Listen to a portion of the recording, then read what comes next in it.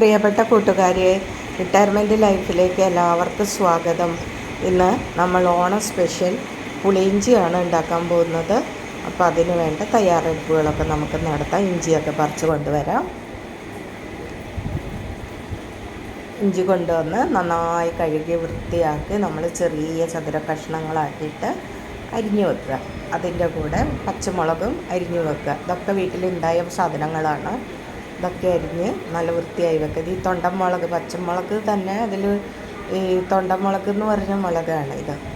പുളിയിഞ്ചിയിൽ ഭയങ്കര ടേസ്റ്റായിരിക്കും അത്.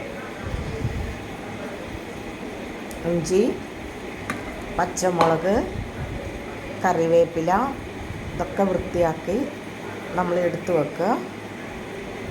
പിന്നെ നമുക്കിതിലേക്ക് വേണ്ടത് പുളിയാണ്. വാളൻ പുളി 100 ഗ്രാം ഇഞ്ചിയാണ് ഞാൻ എടുത്തിട്ടുള്ളത്.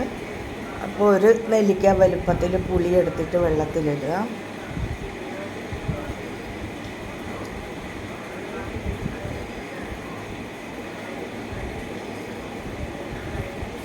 കടുക്, മുളക്, കറിവേപ്പില ഇതൊക്കെ കൂടെ മൂപ്പിച്ച് അതിലേക്ക് ഇഞ്ചി ഇട്ട് വഴറ്റുക. ഇഞ്ചി പച്ചമുളകൊക്കെ കൂടി ഇട്ട് വഴറ്റുക. അതിന് ശേഷം നമ്മളത് വഴന്ന് വരുന്ന സമയത്ത് അതിലേക്ക്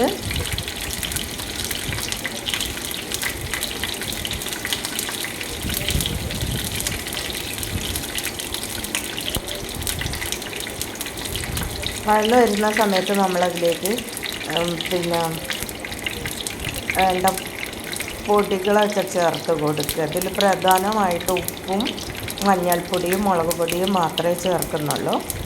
പിന്നെ പുളിവെള്ളം ഒഴിച്ചു കൊടുക്കുക. നന്നായിട്ട് വഴന്ന് വരുന്ന സമയത്ത് പുളിവെള്ളം ഒഴിച്ചു കൊടുക്കുക. പിന്നെ നമുക്ക് മധുരത്തിന് ആവശ്യമായിട്ട് ഉള്ള ശർക്കരയും കൂടെ ഇട്ട് കൊടുക്കുക. അച്ച് ശർക്കരയാണെങ്കിൽ 2 എണ്ണമാണ് ഈ 100 ഗ്രാമിന് ഇടേണ്ടത്. എനിക്ക് ഇങ്ങനെ സ്ലാബ് പോലെയുള്ളൊരു ശർക്കരയാണുള്ളത്. അതിന് പാകത്തിന് ഇട്ട് കൊടുക്കുക. പുളിയും മധുരവും എരിവും ഒക്കെ കൂടി ചേർന്ന ഒരു വളരെ ടേസ്റ്റിയായ ഒരു വിഭവമാണ്. ഓണസദ്യയിൽ ഒഴിച്ചുകൂടാൻ വയ്യാത്ത ഒരു വിഭവമാണ് പുളിയിഞ്ചി. അപ്പോൾ നമ്മൾ പുളിയിഞ്ചി തയ്യാറാക്കുകയാണ്. ഉപ്പിട്ടു.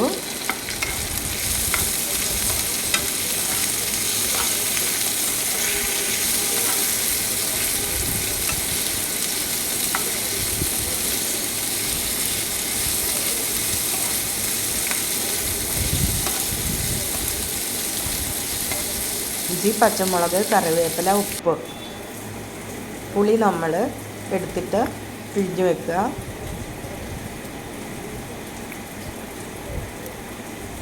പുളി അത്യാവശ്യമാണ് ഇതിന്.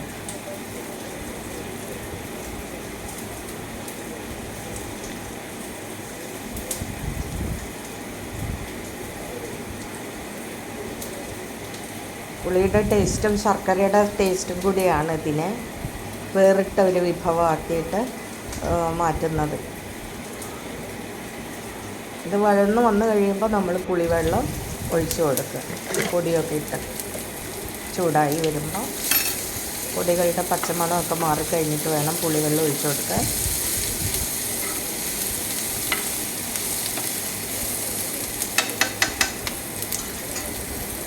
നമുക്ക് എളുപ്പം തയ്യാറാക്കാവുന്നത്, കുറച്ച് ദിവസം വെച്ച് ഉപയോഗിക്കാവുന്നതുമായിട്ടുള്ള ഒരു വിഭവമാണ് പുളിയിഞ്ചി. പുളിയിഞ്ചി കുറുകിയിരിക്കണം ഉണ്ടാക്കി കഴിയുമ്പോൾ. കാരണം ഇത് ഇലയിൽ ഒഴുകി പോകാതെ വിളമ്പേണ്ടതാണ്. തൊടുകറിയാണ്.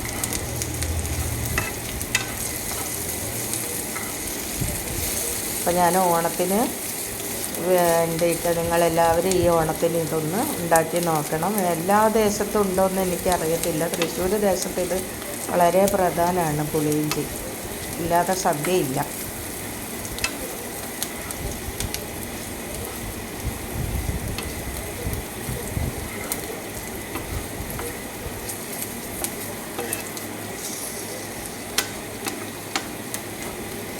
പുളിയിഞ്ചി തയ്യാറായിക്കൊണ്ടിരിക്കുകയാണ്. പൊടികളൊക്കെ ഇട്ടു, അത് ഏതാണ്ട് വഴന്നു തുടങ്ങി. ഇനി നമുക്ക് പുളിവെള്ളം ഒഴിച്ചു കൊടുക്കാം.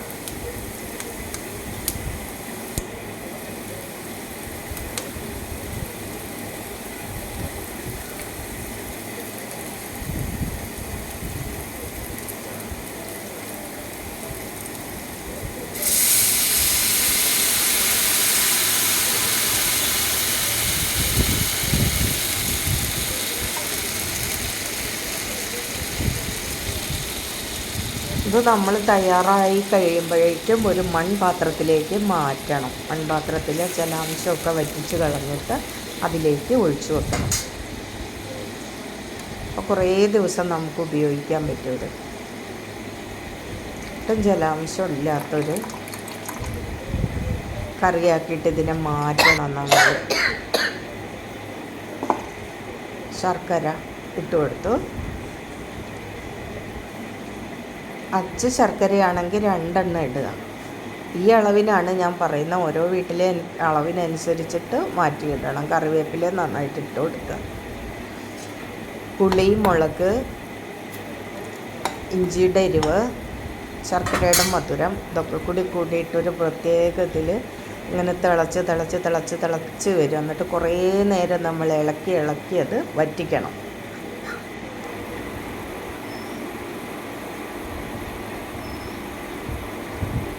വളരെ ടേസ്റ്റി ആയിട്ടുള്ള ഒരു വിഭവമാണ്.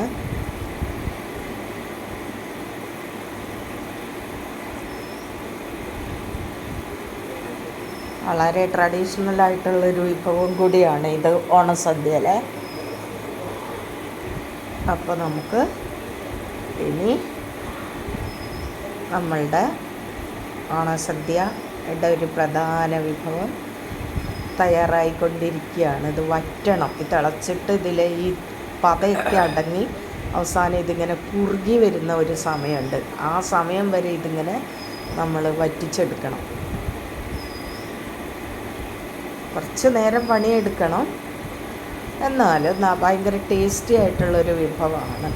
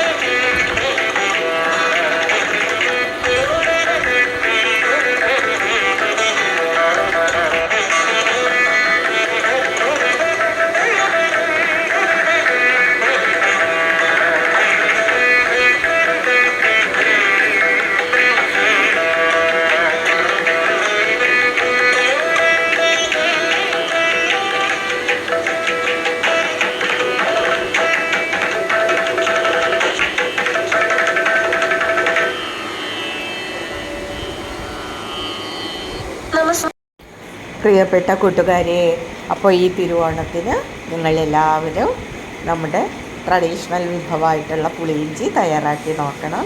വളരെ ടേസ്റ്റിയാണ്. കുട്ടികൾക്കും മുതിർന്നവർക്കും ഒക്കെ ഇഷ്ടപ്പെടുന്ന ഒരു ടേസ്റ്റാണ്. എല്ലാവർക്കും താങ്ക് യു.